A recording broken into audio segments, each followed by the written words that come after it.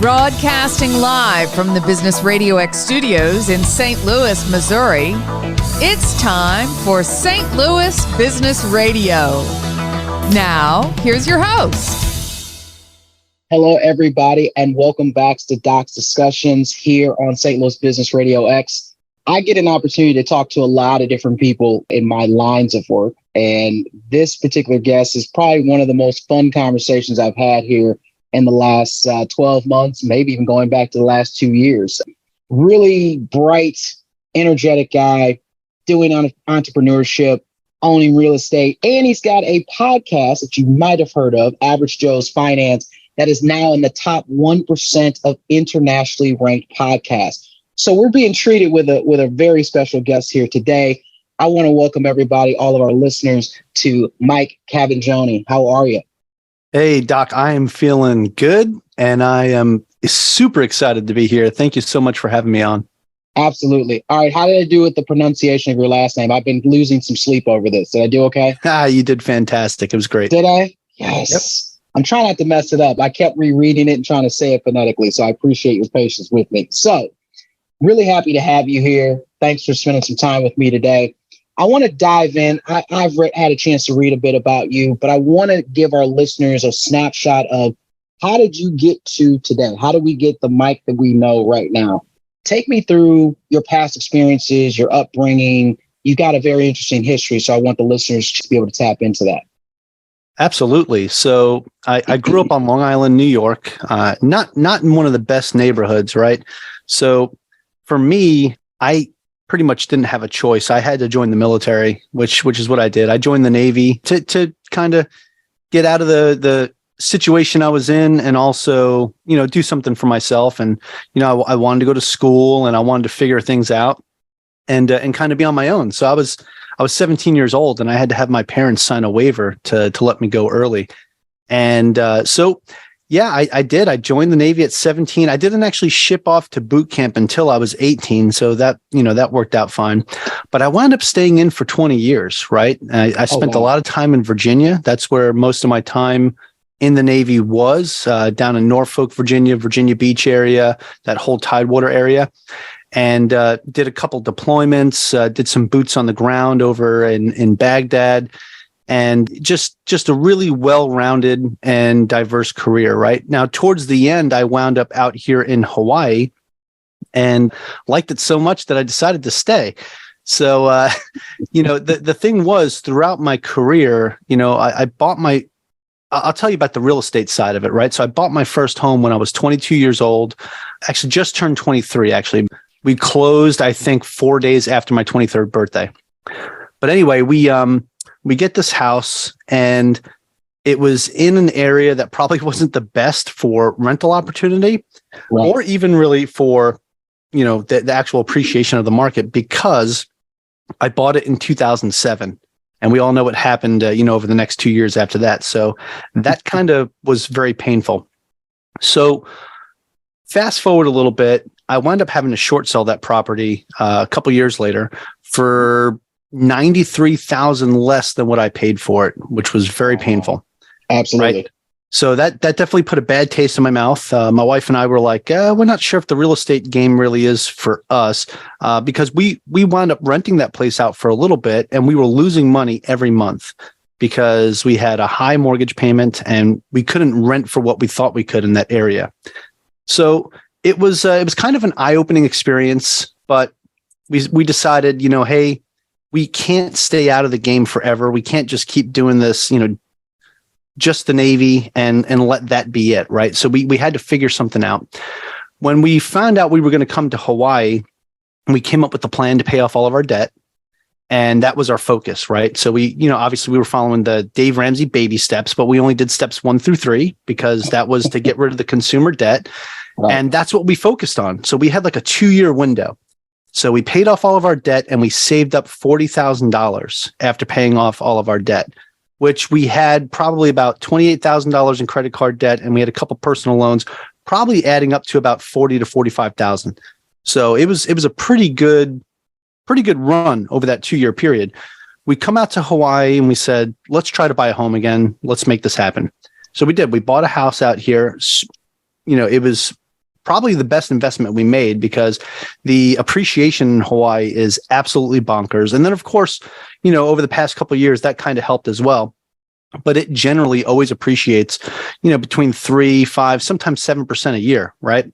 So we bought this property, and it's worth probably almost $400,000 more than what I paid for it, which is fantastic. And that was back in 2018. But anyway, we get out here to Hawaii, and sorry, I'm long-winded. I'm from New York. I can't help it. No, I love New Yorkers. That's why I think we get along. That was one of my favorite places to travel to. So no, you're good. There you go.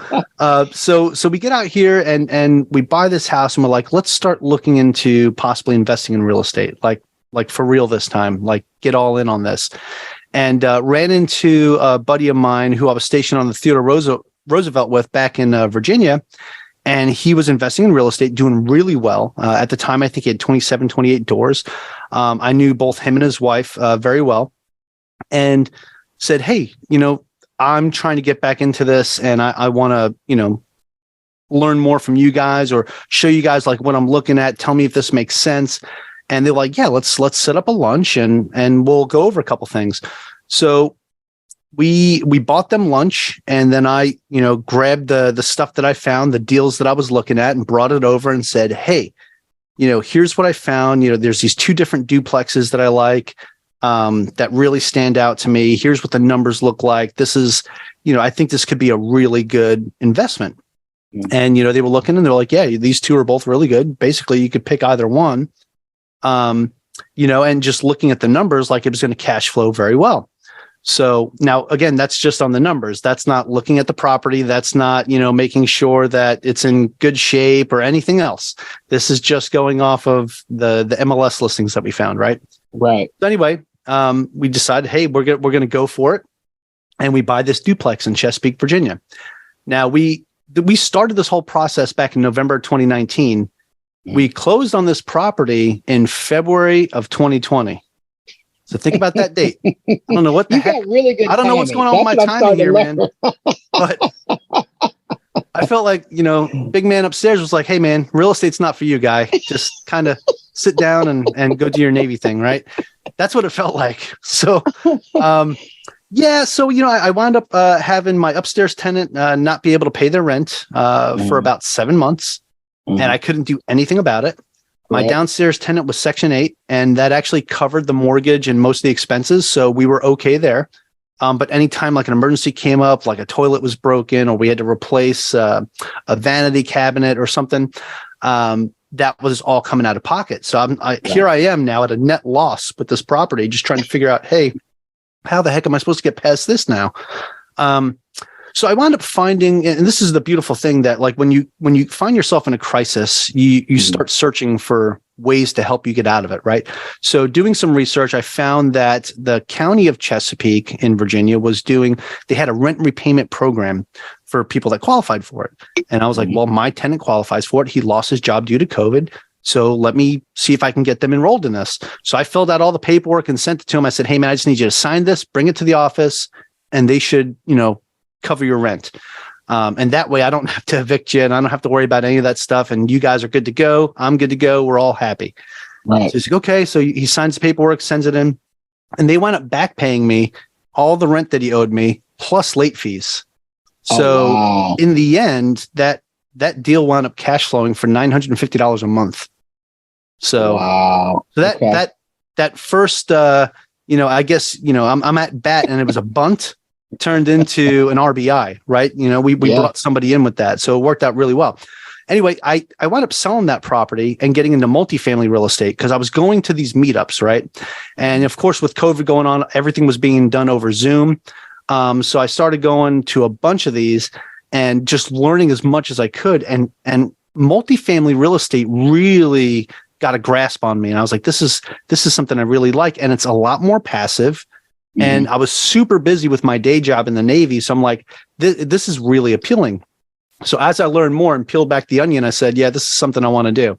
So I wound up getting to my first multifamily deal after I sold that, and wound up getting into 2 more over the next year. And that's kind of where I'm at with my real estate right now. So long story short, that's how we got there. And all throughout that time, serving 20 years in the Navy, winding up in Hawaii. I retired this past December and still here. That's awesome. I love stories like that because they show perseverance, right? And truthfully, I'm also going to need you to let us know the next time you buy a property, because that means something else is about to happen. So I kind of need a tip off from you of when you're about to buy the next one, So, so I'm going to start off this question with some gratitude, and I'm going to say first, thank you for your service. Tell us a little bit more about your naval experiences and how they help you today. Because I know we talked a little bit about it when I was lucky enough to be a guest on your show. And that seems to be a very big core of not only who you are, but how you conduct business. So if you can tell us a little bit more about that, how did that help shape who you are today? Yes, absolutely. Thank you so much for that. And great question. So, yeah, I would say that the Navy has definitely shaped me, especially in my decision-making abilities. And that's going to be mostly from the fact that when I joined the Navy as an E1, the lowest possible rank you could be, right? Sure. I worked really hard and was able to make it to E6 in 6.5 years. Okay. Right. Highest you can go is E9, right? When I was an E6, so it's a petty officer first class, I decided I wanted to apply for a commission and become an officer. And I was like, hey, let me just try it out and see what happens. And just go through the process so I know, because most people take at least 3 tries before they get picked up. If they ever get picked up, right? It's a very competitive program. So I was like, I'm just going to apply. I'm going to go through the process and see what it's like. So I applied for the limited duty officer program, and I actually picked it up on my first try, and I was very surprised. So here I was now at my 8.5 year mark, finding out that I was getting commissioned in a year. Very interesting time in my life. And because I had gone from being an E1, being the guy that has to do all the not so fun jobs and always getting told what to do and, doing all the things that nobody else wants to do, to, up to E6, where I was running the division, and making sure all my folks were taken care of, to now I'm going to be commissioned as an officer and really start moving up the chain of command here. So I said, okay, this is going to be interesting. So I commissioned and, got to my first ship and was put in charge of one of the biggest divisions for the admin side. It was the personnel division. Right. So I went from being an E6 where I had like 3 people under me to now being a ensign, a O1, and I had 42 people under me. And I'm like, oh, wow, this is different. So it was a really good experience, right? Transitioning that way. And I learned so much, right, from that period that I was on the Theodore Roosevelt, because I did 3 different division officer jobs while I was there. And I got to really experience a lot of different people's leadership styles. Right. Because I wound up having 3 bosses while I was there that kind of came and gone. I learned some good leadership. I've learned some bad leadership, and I'm appreciative of every single leader that I've served under, because they've always taught me something, whether this was a good way to lead or whether it was a bad way to lead. Right. And I always learn from those experiences that I've had with every single one of them, whether I like them or not. Right. So that was a defining moment for me, I think, in my career in the Navy. So shortly after that, well, not shortly after, I did 3 years on the Theodore Roosevelt, and then I transferred to Naval Special Warfare Group 10, where I went from being a division officer to now being a department head and a director. Now, I went there as a O2, a lieutenant junior grade, and they put me in a O4, a lieutenant commander billet, right? So I went from being in a brand new division officer job to now being in a department head / director job, just like that. And again, another huge learning curve and experience for me, because now it was a lot different. Now I'm in charge of, so I was in charge of a directorate, but also in charge of 4 other commands, all of their admin programs. So I had to go and inspect them and stuff. A couple of them were in Coronado. So every quarter I would fly out to Coronado, out in California, get really great Mexican food while I was there, and go around and inspect these areas and check on all the sailors there and make sure they're good. And it was another really great experience where I got to learn from, not only my superiors, but also my subordinates, right? And also my peers. Really, really great experience. So these are the things that kind of shaped my decision-making process, right? From there, and now I'm a lieutenant in a 03. I go to another 04 job, another lieutenant commander job as the staff executive officer over at U.S. Pacific Fleet out here in Hawaii. That's how I wound up here. And now I'm, as the staff XO of enlisted personnel, I was second in command, right? And we had 200, a total of, if you count all the chiefs and the enlisted folks, a total of 294 people under me. Oh, wow. Okay. Very different experience again, right? But so rewarding, because getting to experience these different leadership levels as I was, going through my career in the military, it really helped shape and mold my decision-making process as well. So now I knew when I had a sailor that got in trouble and they were coming in front of me as the executive officer, that's usually like the step before they go to captain's mast and get in like really big trouble where they can get punished and stuff. I had a really good process now for asking questions and understanding like where they're coming from with the situations that they were in, because you know what? I was in your shoes not too long ago when I was a young enlisted sailor, right? So those experiences were fantastic, and it helped me, I believe, like in my personal life, when it comes to making very important decisions, to really sit back, analyze, and make sure the decision I'm making is the right thing and the right move for me and my family, right? Real estate for me was almost a no-brainer. And I say almost because there was definitely a lot of reservations there from both my wife and I because of our experience with that first property back in 2007, right? Sure. So one of the things that I really feel like the Navy helped me with is that ability to persevere, even when you're not too sure what that outcome might be. Yeah. Right? So that is one of the things that when we decided to get back into real estate, we took a look back at what happened in the past with the previous one and said, you know what? We are not going to let that define us. And even the second time it happened with COVID, we said, we're not going to let this define us. Right. And we persevered and pushed through. And yeah, that's definitely helped me with my process. I believe my time in the Navy, it's been fantastic. Even the time I served overseas, on deployments and in Iraq, right? Some of the best experiences I've ever had was on deployment. Because a lot of times when you're in certain situations and you have to make decisions, and they can be life or death decisions, right? Mm-hmm. It really puts a lot of things into perspective, for, what your decision process is. And especially when you're under pressure and have to make a quick decision, what kind of gears are turning and what kind of thoughts are coming up as you're making those decisions, especially when you have to make one very fast. So absolutely. Definitely helped me out, I think, big time. I love it. And I think the nugget that is in all of that are those transferable experiences and those transferable skill sets, right? So there's so many times where we all have felt this as an entrepreneur, as a business owner, a little bit of that imposter syndrome, right? But you've technically done the work that you're about to do in real estate. It just wasn't called real estate. It was a boat, for goodness sake, right?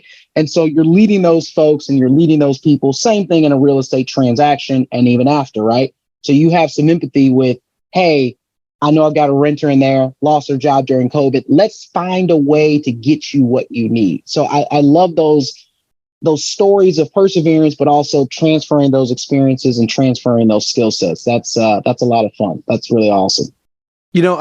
I really appreciate that, but I want to point out one thing that you said that really sticks out to me, Doc, and that is imposter syndrome, right? That is something that I have suffered with ever since I started on my journey, right? Even while I was in the Navy, right? Like when I first commissioned and wound up, in charge of my first division, to when I was in charge of my first directorate, to when I was in charge of my first command as an executive officer, I look at those situations and I say, who the heck am I to be the guy in charge of this? Who the heck am I to be the one doing these things? Just a couple weeks ago, I was at E6, on my ship, just making sure that my 2 or 3 sailors were good to go. Now I'm here with 42 people in front of me looking for guidance. And I'm like, wow, so yeah, imposter syndrome, I think, is something that, whether you want to believe it or not, every single person suffers from. And it just what matters is, how do you take that suffering? Do you turn it into a strength, or do you let it become your weakness? And I'd like to believe that I've turned mine into a strength. Absolutely. No, I think that's beautifully said, just because you're so right. We all see it, and in different points in our life, right? So they always talk about when you're younger and in school, you're a big man on campus, and you go from big fish in a small pond to now a small fish in a big pond. And it just forces you to have to tap into those experiences and those skill sets like you talked about. So it's pretty cool when you can translate the work that you've done to see how far you've gotten to today. So I love those kinds of stories. So I think that was really important. I saw on your website as well, with the Average Joe podcast, that you have reached financial independence by the age of 38. The most important question I have, because everybody's got their own definition, in your personal definition, what is your definition of financial independence? Tell us a little bit more about what that looks like to you and your family. So for me, it's when your passive income has exceeded what your monthly expenses are, right? Mm-hmm. To now, like, if you don't want to work, you don't have to, right? Yep. And for me, it's the freedom to do what I want to do, right? Mm-hmm. And that is the key word, is freedom. So when you look at financial independence or financial freedom, right, that is the key word, is freedom. So that is the number one thing that it means to me. I love it. I love it. And it's interesting too, because, younger guy, how old are you now, if you don't mind me asking? 38. Okay. So this year, all right. So we're breaking ground, breaking new news. So 38 and a half. How about that? Okay. Yeah, there we go. Because we all used to start with the halves and the 3/4 and the fourths and everything else. So when did that goal kick into overdrive for you, right? So everybody's got a goal of, hey, I want to do this. I want to make a bunch of money. I want to do all these things. And those are great. But there's some stick-to-itiveness that you talked about. So when did that crystallize as a goal of, like, okay, not only we're going to do this, but here's how I have to do it? How long ago did that tap into where you go, I'm going to have financial freedom, and we're going to find financial independence? Yeah. So it was when I came out here to Hawaii and decided to get back into real estate again. I was, getting closer to the end of my career in the Navy. I think at the time I was at 16 or 17 years when I came out here. Okay. And I said, my retirement from the Navy is not going to be enough, especially if we want to stay in Hawaii. So I need to start looking at other options. And that's when I was like, I want to start looking at real estate again, because real estate is, to me, now, again, I had already been investing in index funds and other things like that, right? Sure. ETFs. I started a mutual funds account for my children, right? That is separate just for them. They probably have more money than me right now, but it always works like that, because right? That was the focus, right? But the thing is, like, I said, for me personally, real estate, I like it because it's tangible. It's something that we'll always have a need for, right? People always, that is one of the necessities of human life, is shelter, right? So we always need a place we always need a roof over our heads. So for me, real estate, I felt like was, yes, I remember what happened back in 08, 09, because trust me, it happened to me. Right. So yes, I do remember that. I remember the pain of that, but I also remember that recovery and that bounce back, right? Real estate, no matter what, if your idea is to hold it, will always make you look like a genius, years down the road, because if you hold it, it will undoubtedly go up in value, right? And for the most part, the stock market's the same way, which is why I prefer index funds and ETFs, not individual stocks, because consistently you're looking at about a 10% return per year on average, right? Mm-hmm. So as long as you're well diverse and you're focused on, you have that end goal in mind, that, financial independence is what you're seeking, or just building your wealth is what you're seeking. Right. The idea needs to always be the long run. So I was always looking at my life in 5-year increments, right? So I knew when I came out here to Hawaii, like, I'm in that retirement increment now. So I need to figure this out. And at the time, I wasn't even really thinking about this because I just got out of debt.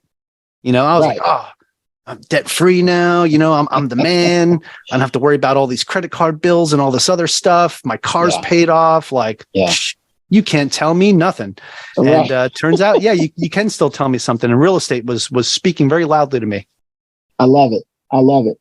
So when you talk about your real estate, and I know you made that transition from residential to commercial or multifamily even, right? What has been that experience been like? Because I know a lot of folks, for instance, when they get into real estate, they're like, don't talk to me about anything other than the single family property I can see right in front of me, right? Other folks, and I'm a big proponent of what you mentioned, that multifamily piece, right? I love that opportunity for, if you have a big enough property, you've got one property manager that needs to come to one building as opposed to 30 buildings scattered across the city. So what's been your attack plan as you started to make some of those transitions? Not to say you've forgotten about residential, but getting more into that multifamily. Take us a little bit into that insight. Yeah, absolutely. So like I'd mentioned earlier, when I decided to get over into the multifamily space, it was because of how busy I was, right, with my day job in the Navy. Mm-hmm. And I realized how much time that the residential real estate that I had, that duplex that I had, was taking away from me, right? Especially with it being back in Chesapeake, Virginia, and I'm 5,000 miles away in Hawaii, right? And doing everything sight unseen through pictures and videos was very tedious and also very time consuming.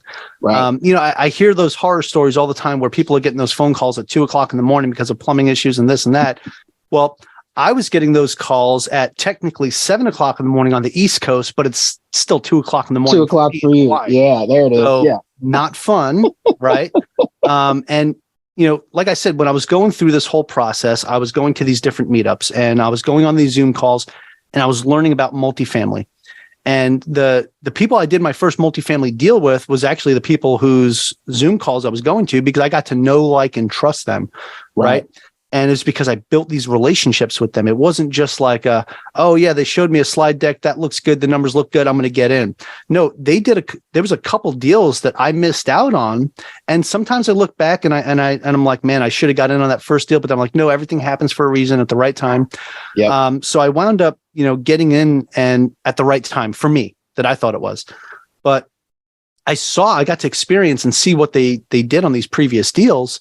And it even gave me more of a warm and fuzzy that this is the right group to get involved in. Right.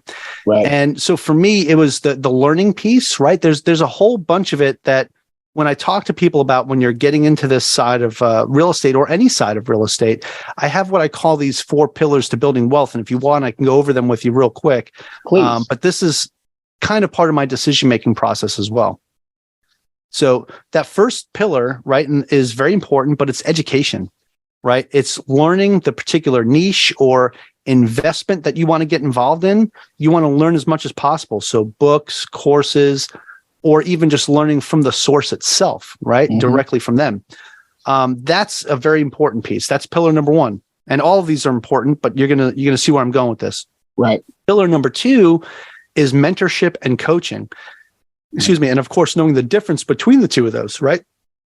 Finding yourself a good mentor, that's going to be the person that's going to, kind of guide you and say, hey, maybe just keep doing what you're doing, or the person that you can go to for like sage guidance, when you're not too sure about something or you want to learn a little bit more about something. They have that experience and that deep knowledge base that you can kind of tap into, where a coach is going to be the one that coaches are usually paid for, right? And they're going to be the ones that kick you in the butt and say, hey, stop doing A, B, C, and D. You need to get hot on doing, the rest of this stuff. So I like both. I like having mentors and coaches because I think it's super important to have both. But either way, at least get one, right? Sorry, that's my dog barking back there. No, it's okay. The third one is building networks and relationships, right? So networking and building relationships and knowing the difference between the two, right? So building a network is one thing, right? But building relationships is something that's completely different than just somebody that's being in your network, right? So what I tell people is go out to networking events, go out to conferences, meet people, right? Mm-hmm. It's great if you want to pass out your business card to 100 people, fine, whatever. Most of the time, those business cards get thrown in the trash or they get thrown in a filing cabinet and they're never seen again. Yep. So what I always tell people to do is go to these events, seek out 2 to 5 people, depending on the size of the event and how long you're going to be there, and really get to know them. Exchange information, like put their number in your phone, They put your number in their phone, right? Exchange information, learn about them. If the person you're talking to has a kid that's in a soccer tournament that's coming up and they're going for states or something, remember that. Call them a week after it happens. Like, hey, how'd little Timmy do on that soccer tournament? You guys go to states? What's going on? They will remember you. And when they have a really good deal that comes up, they're going to say, hey, I remember that Mike guy, man. He called me up. He followed up with me and asked about Timmy's game. That's a real dude right there. I'm going to hit him back up, right? Because I got this good deal and I need a partner. So those are important things, is actually building that relationship, building rapport with people, and not just exchanging information and going on your merry way, right? The fourth and the most important pillar of all, and the other three don't even matter if you don't do this one, but you need the other three to get to this one, okay? Mm-hmm. Action. You have to take action, right? Absolutely. So you can be educated all you want. You can have a mentor and a coach telling you what to do all you want. You can build as many relationships and network all you want. If you don't take action, all of that is for naught. So those are my 4 pillars. And that's all a big part of like how I make my decisions as well. And I love those 4 pillars. I mean, again, my background being in education. So I geek out about the research and all the work, right? So like you said, a good book sometimes kind of gets your mind going, digging into that topic. Wholeheartedly agree. Luckily, I've been able to be and also have really good mentors and coaches, right? So working as a coach, it's kind of like even if you're giving that advice out as a coach, you have to live that advice too. So it kind of keeps you on your head on a swivel, if you will. I love the networking concept because I agree. People exchange phone numbers even now, right? So we can have a QR code. I do all of my cars through a QR code. People will take a picture and never, see, there we go. Look at that. So a lot of people will do that. And like you said, never go back and double check or follow up with that. So I was always a big proponent, I still am, of following up. Something as simple as a quick message of like, hey, it's so great to meet you. That keeps the conversation going. But the action piece, you can plan and replan and plan again, a little bit of paralysis analysis, if you will. If you don't actually take off and go with it, what have you been doing, right? So I love the 4 pillars, and I think those are seminal messages that anybody can use no matter what their business construct, real estate or otherwise. So that's a beautiful thing. One last real estate question for you, and I think listeners are probably going, how does he pull this off? So you said something very important. One of your first properties in Chesapeake Bay, Virginia, you're sitting 5,000 miles away, 5 time zones away in Hawaii. Who are the most important members of your team to be able to pull this off, right? Because I believe you not only have property, of course, in Hawaii and Virginia, but a couple other places, if I was reading correctly. So how do you pull this off with being so far away? So that is a great question. And, on that first deal in Chesapeake, that I probably didn't have the right team in place. Okay. So I learned a lot of those hard lessons the hard way, right? Even though I knew better because I had really great mentors that said, make sure you have your team set up first. Now, I had a great real estate agent out there, right? Okay. I had my property manager who was also my general contractor. And this is probably where I made the mistake, right? Because they shouldn't be the same person, right? Okay. So that was one of the things I ran into because a lot of times he would be dealing with property management issues, not only for me, but for other clients that he had. So when there was a contracting issue that I needed help with or a repair or something like that, sometimes the availability made it very difficult. And now I'm scrambling, trying to find a plumber or something, and I'm doing it from Hawaii, making these phone calls. And I'm like, sorry, I can't meet you there because I don't, I'm 5,000 miles away. So if you could meet my property manager there, and then I'd have to get them synced up. So yes, that was probably one of the biggest issues I had to deal with. So having your team in place is super important, right? So you want to have a good real estate agent, you want to have a good property manager, you want to have a good general contractor, right? And they should be different people, right? But those are the important things, right? Who's your boots on the ground in that area if you're going to invest out of market. Now, with the other deals that I'm in as a limited partner, one of the beautiful things is I get to work with some amazing operators, right? So they have their entire team in place every time we get into one of these deals. And what happens is, they have their boots on ground. the entire team goes over there and looks at the property, and when they have the inspections and they're doing all of, just everything, right? So they get somebody local to be the property manager, right? It's not just somebody that we kind of just sit over there. Right. And the entire process is in place before the deal, even before there's even an offer on the deal, right? They have everything in place. So that is one of the most important things, is who do you have on your team? Who are the important people that you're going to trust in this, because you cannot be there all the time. Right. Actually, sometimes you can't be there any of the time in my situation. At all. So it's who do you have that you trust that's going to make sure that, these assets are being taken care of, and you're not getting, the short end of the stick on the back end, right? So that's important. So if you're going to go into multifamily real estate, whether you want to be an operator and be a general partner, or whether you want to be passive and be a limited partner, right? The important piece is who's on the team, right? Mm-hmm. So if you're a general partner, what are you bringing to the table, for one? Right. What kind of value do you add to the rest of the team? And then for two, what is everyone else on the rest of the team doing, right? Making sure that everybody's doing their own equal part. Now, if you're a limited partner and you find a group of operators that you like, and you find these general partners, what are they all doing? What kind of background, did you do on them? And what have they done in the past? The deals that they're looking at, did you do your own due diligence on them yourself, or did you just trust what was sent in that slide deck? I always tell people too, if you go in as a limited partner, don't just trust getting a slide deck. Do your own research on that market.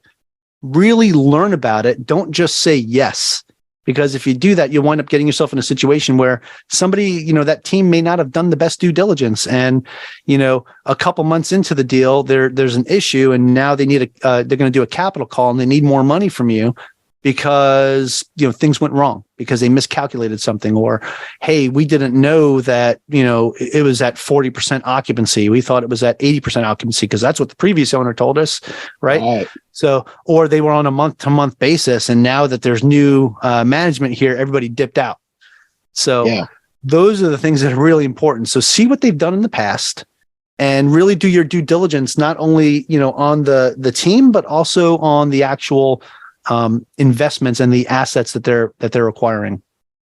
I love it. And then this taps back into two of your pillars, right? So of course, the last pillar of action, you're going to be taking action, but that educational component and that networking component, right? Making sure you've got folks that you can trust when you physically can't be there at all times doing all the things. So I love that. That definitely ties back into the pillars as well. So I love a good double dip when we can get them. 100%. So you've hit that financial freedom number this year, within the half year or so. You got your real estate investments. You're starting to grow that. Plus, you've got this fantastic podcast. Tell me how the podcast, Average Joe's Finance, I want to make sure we keep pubbing that for you and with you, but tell me how that started and what made you say, I've got these experiences, I'm seeing them, I'm living them, right? Like as you described. And now you're on episode, I hear 166. I mean, how do we go from that to that? It's like going from 0 to 100 real quick. What does that look like? Yeah, so definitely appreciate that question and appreciate the shout out for the podcast. So Average Joe Finance's podcast started off as a blog, right? So when I first came out here to Hawaii, I was super excited about the story that I had about getting out of debt, and what I did to get there. So what I told you at the beginning was kind of like some of the basic stuff, but there was other pieces to it. Like we were doing the envelope method. We wound up having sinking funds accounts, which actually was one of my favorite ways to invest and save, as well as pay off our debt.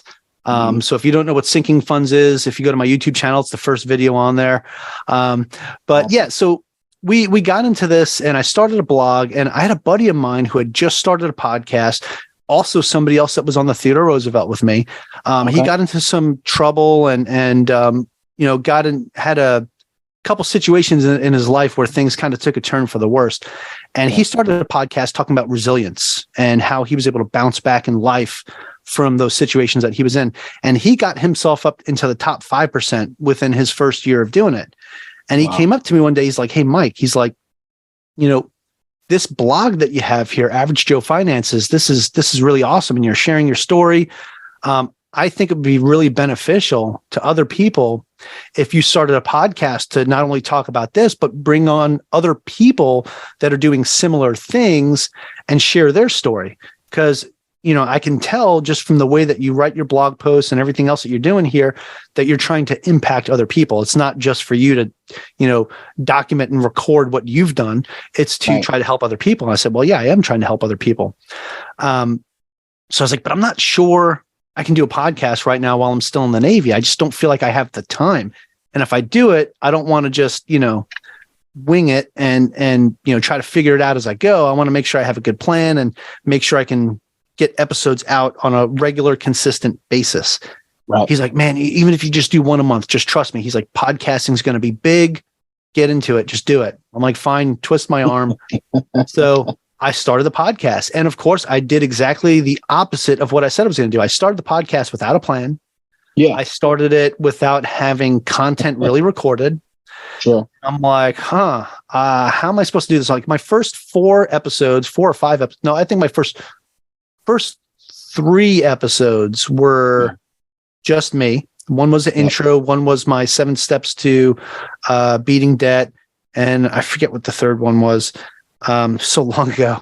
And then my 4th one was my first interview. And that kind of happened because I reached out and said, hey, I started a podcast and are there any real estate investors or people investing in the stock market or anything that want to come on my show and share their story?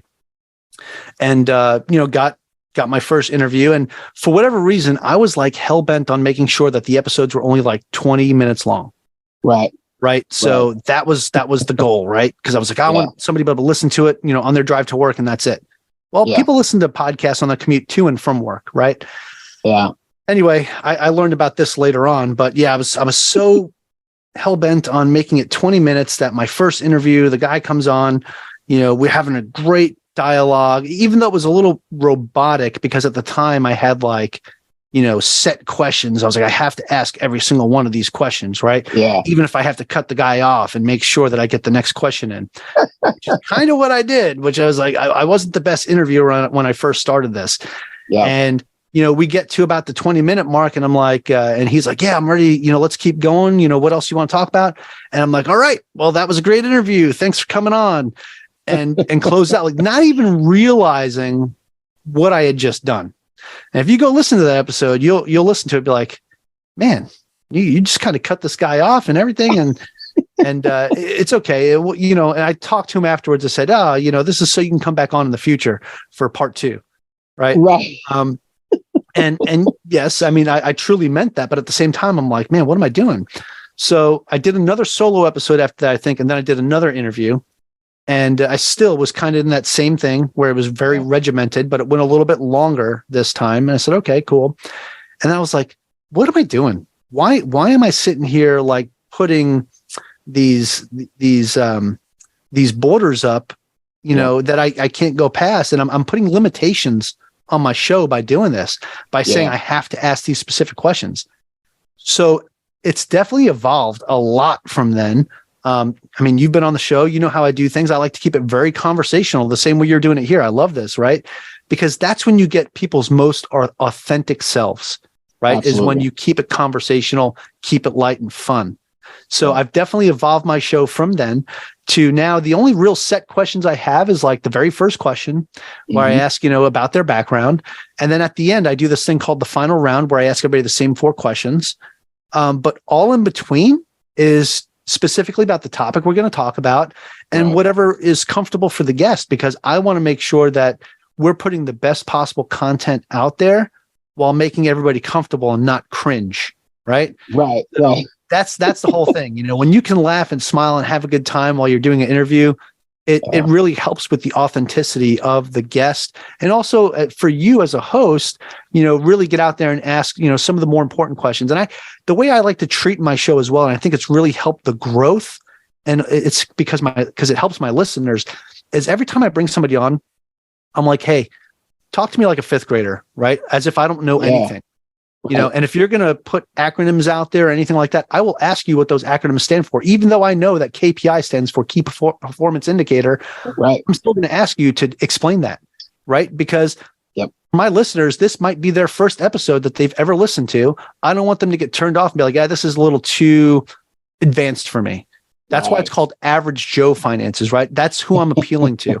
Somebody that wants to get in there and break free. And that's why my tagline is beat debt, build your wealth, and control your future. No doubt. Mic drop. Oh, yeah, no, and no pun intended with the mic drop either. I mean, no, I don't want to drop this. It's very expensive. Yeah, don't drop that one. That's a nice one. Don't do that.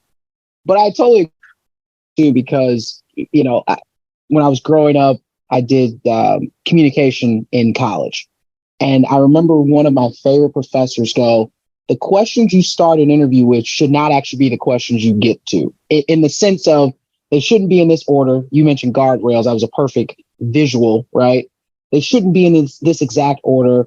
They should kind of be a starter. And then wherever the interview goes, you've kind of gotten it to that particular point. And so I've been lucky enough to be on your show.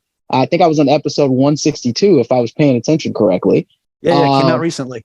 Yeah. So, I mean, I had a great time, good energy, good vibe about it. But no, it was fun to be a part of it. And I've gotten a chance now to go back and even listen to more episodes. And you've come a long way. So congrats with the success on that for sure. Definitely appreciate that. Thank you so much. Absolutely. So most important question that I like to ask before wrapping up any conversation like this. And again, thank you for your time. This is a ton of fun. How do our listeners connect with you? What types of clients do you want to be connected with? What does that all look like? How do people get to Mike? What does that look like from their end? Yeah, absolutely. And thank you for that. So the easiest way is my personal website, which is themikecav.com or MikeCavaggioni.com, if you can figure out how to spell my last name. And then, of course, my main website, which started everything, is averagejoefinances.com. You'll be able to find the podcast and everything there. But you can also find it from my personal website. But you'll see, you know, I also offer financial coaching for people that are struggling. I'm actually starting to get a little bit away from that. And I actually hired some coaches that now I have other coaches that take on clients as well. So you don't necessarily have to work directly with me. There's other coaches on my team that you can work with as well. And they're all fantastic people and they all share the same vision as me. Right. So that's the biggest thing. And of course, with real estate, I'm a licensed real estate agent in Hawaii. So if you need help with that, I'm definitely here. Or if you need to find somebody in any other market, I have a huge network of real estate agents and lenders and private money lenders and all that good stuff, just from what I've built with the podcast. So happy to help in any aspect. And if you're thinking about starting a podcast yourself, I'd be happy to talk to you about that and help you out with that as well.